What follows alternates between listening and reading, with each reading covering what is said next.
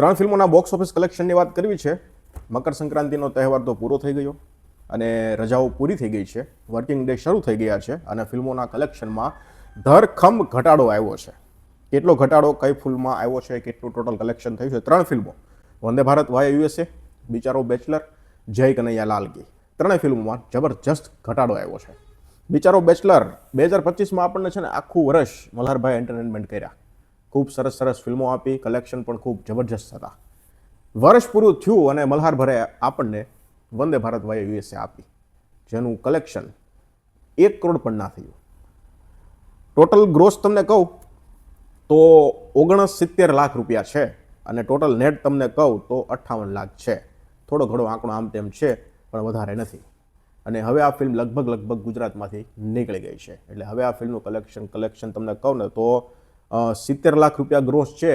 એટલે હવે 80 નહીં થાય, 75 નહીં થાય લો ને. એટલે હવે કલેક્શન નથી વધવાનું, કારણ કે ડેઈલીનું કલેક્શન 5,000 રૂપિયા, 6,000 રૂપિયા, 4,000 રૂપિયા એવું જ આવે છે. એટલે હવે આ કલેક્શન નથી વધવાનું. ફાઇનલ આંકડો તમે આ માની લો, 70 લાખ રૂપિયા ગ્રોસ પતી ગયું છે. બિચારો બેચલરની વાત કરીએ, 16 જાન્યુઆરીએ શું આનો હાલ રહ્યો? 15 જાન્યુઆરીએ તો સારો રિપોર્ટ હતો. 16 જાન્યુઆરીએ 1,524 ટિકિટ આ ફિલ્મે વેચી હતી. 166 શો હતા, 87 સ્ક્રીન હતી, 6% ઓક્યુપન્સી હતી અને 181 રૂપિયા એવરેજ ટિકિટ પ્રાઇસ રહી. સુરતમાં સૌથી વધારે ટિકિટ વેચાણી, 505 ટિકિટ વેચાણી અને સૌથી વધુ સુરતમાં જો કોઈ મલ્ટીપ્લેક્સે ટિકિટ વેચી હોય તો એ સિટી પ્લસ છે. સિટી પ્લસ એટલે ખૂબ સરસ થિયેટર છે, ખૂબ મોટું છે, સ્ક્રીન ખૂબ મોટી છે અને જૂનું થિયેટર છે. મારો એક્સપિરિયન્સ ખૂબ સરસ રહ્યો છે સુરતમાં સિટી પ્લસ મલ્ટીપ્લેક્સ સાથે, અને એમની સાઉન્ડ ક્વોલિટી પણ બહુ જબરજસ્ત છે. અને સારી વાત એ છે કે એમની ટિકિટ રેન્જ હંમેશા ઓછી હોય છે. ક્યારેક હજુ ત્યાં આપણને મોર્નિંગ શોમાં 80-85 રૂપિયામાં ટિકિટ જોવા મળે છે. હજુ આજની તારીખમાં 2026ની વાત કરું છું. એટલે હોલ પણ ખૂબ મોટા છે. તો સૌથી વધારે ટિકિટ ત્યાં વેચાણી અમરેલી, બોરસદ, માંડવી, ધાંગધ્રા, મહેસાણા, મોરબી, પાટણ, આટલી જગ્યાએ આ ફિલ્મના શો કેન્સલ થયા હતા 16 તારીખના રોજ. કલેક્શન આવ્યું છે 2,75,000 રૂપિયા. બિચારો બેચલરનું 16 તારીખનું કલેક્શન 2,75,000 રૂપિયા આવ્યું છે ગ્રોસ અને 2,33,000 રૂપિયા નેટ કલેક્શન આવ્યું છે. ટોટલ તમને કહું તો 1 કરોડ અને 45 લાખ રૂપિયા કલેક્શન આપી અને આ ફિલ્મ ઓલ ટાઈમ બ્લોકબસ્ટર થઈ ગઈ છે. અને નેટ કલેક્શન 1 કરોડ અને 30 લાખ રૂપિયા આપ્યું છે. કારણ કે 2 દિવસ પહેલાં સુપરહિટ હતી અને આટલું બધું ધરખમ કલેક્શનમાં વધારો થયો, 2 લાખ રૂપિયા કલેક્શન આવ્યું. એટલે ઓલ ટાઈમ બ્લોકબસ્ટર આ ફિલ્મે અત્યારે સાબિત થઈ ગઈ છે. ખૂબ સરસ પોઝિટિવ રિવ્યૂ છે ફિલ્મના. લોકો રડી રહ્યા છે ફિલ્મો જોઈને. એક માસીએ તો એવું પણ કીધું હતું કે હું 100 વાર આ ફિલ્મને જોવા માટે, તમે મને 100 વાર ફિલ્મ જોવાનું કહેશો તો હું 100 વાર જોઈશ.